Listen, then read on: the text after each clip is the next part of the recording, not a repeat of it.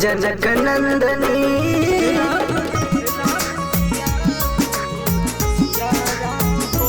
राम को देख के जनक नंदनी, राम को देख के जनक नंदनी, राम को देख के जनक नंदनी।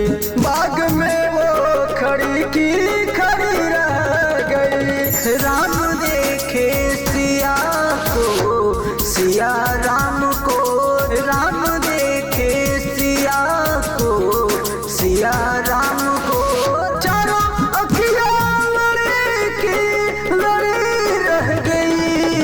राम देखे सिया को, सिया राम को, राम देखे सिया को, सिया राम को।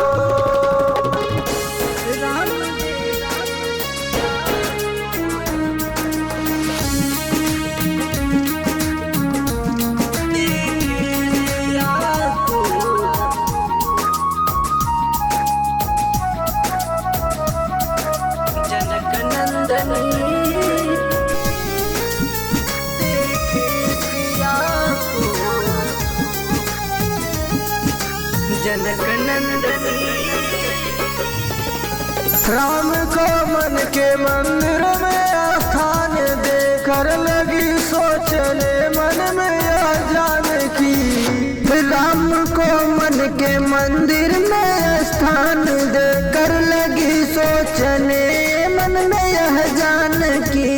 तोड़ पाएंगे कैसे धनुष कुंवर, तोड़ पाएंगे कैसे धनुष कुंवर। मन में चिंता बड़ी की बड़ी रह गई। राम देखे सिया को, सिया राम को, राम देखे सिया को, सिया राम को। चारों अखियां लड़ी की लड़ी रह गई। राम देखे सिया को, सिया राम को, राम देखे सिया को, सिया राम को। राम